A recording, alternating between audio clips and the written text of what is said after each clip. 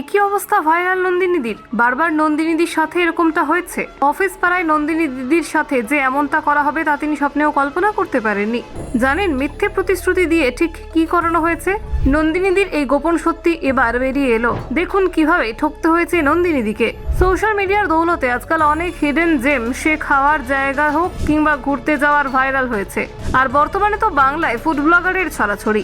তাদের হাত ধরেই খ্যাতি পেয়েছেন অফিস পাড়ার পাইস হোটেলের মালিক নন্দিনী দিদি। জানেন কি, এই সোশ্যাল মিডিয়া তারকাকেও একাধিকবার স্ক্যামের শিকার হতে হয়েছে। হ্যাঁ, ঠিকই শুনলেন। কাদের হাতে প্রতারিত হয়েছেন? সম্প্রতি সংবাদ সংস্থাকে দেওয়া একটি সাক্ষাৎকারে নন্দিনী দিদি একাধিক বিষয় নিয়ে মুখ খোলেন। সেখানেই যখন তাকে জিজ্ঞাসা করা হয় যে বাংলার কোনো কন্টেন্ট ক্রিয়েটার তাকে বদনাম করার কিংবা ইমেজ নষ্ট করার চেষ্টা করেছেন কিনা, তিনি জানান করেছে, কিন্তু তাদের সংখ্যা খুবই কম। এ বিষয়ে নন্দিনী বলেন, 100-র মধ্যে 1% আমার ইমেজ নষ্ট করার চেষ্টা করেছে। এরপরই স্ক্যামের প্রসঙ্গ ওঠে। এই সোশ্যাল মিডিয়া তারকার থেকে জানতে চাওয়া হয় যে এমন কখনো কি হয়েছে যে তাকে বলা হয়েছে যে কোনো কাজ করিয়ে টাকা দেবো বা পেইড কোলাবোরেশন করব বলে টাকা দেওয়া হয়নি। জবাবে নন্দিনী দিদি শটান বলেন, প্রচুর ভরে ভরে রয়েছে আমার কাছে। এদিন পরিশেষে নন্দিনী দিদিকে বলতে শোনা যায় যে বাংলায় যে এত ফুড ব্লগার আছে তাদের মধ্যে তার পছন্দের কে বা কারা।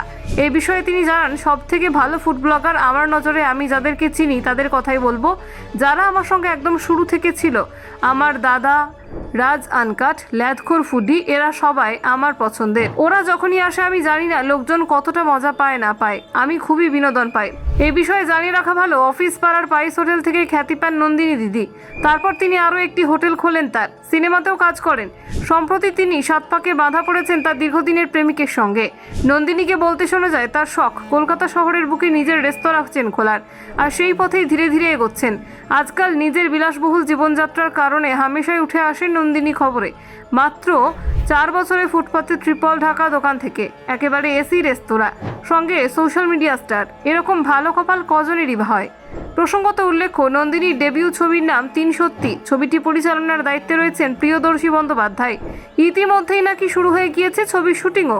পোস্ট করে ক্যাপশনে লিখেছেন, প্রিয়দর্শী বন্দ্যোপাধ্যায় 3 সত্যির সেটে প্রথম দিনে। এছাড়াও লাইভে যখন কথা বললেন তখন আলাদাই উচ্ছ্বাস দেখা গেল তার চোখে মুখে। ভক্তদের বললেন, তোমাদের দিদি এখন সিনেমার নায়িকা। এই ছবির লুকেই ধরা দিলেন ভাইরাল নন্দিনী দিদি। সাবিত্রী চট্টোপাধ্যায়ের সঙ্গে একই সঙ্গে স্ক্রিন শেয়ার করেছেন তিনি। সেই ছবি সোশ্যাল মিডিয়ায় পোস্ট করেছেন নন্দিনী। নন্দিনীদির লাইভ ভিডিওতে এসে পরিচালকও জানিয়েছিলেন যে তিনি খুব ভালো অভিনয় করছেন। তার চরিত্র সম্পর্কে পরিচালককে জিজ্ঞাসা করছেন বারবার। মূলত থ্রিলার ধর্মী গল্প হতে চলেছে এটি।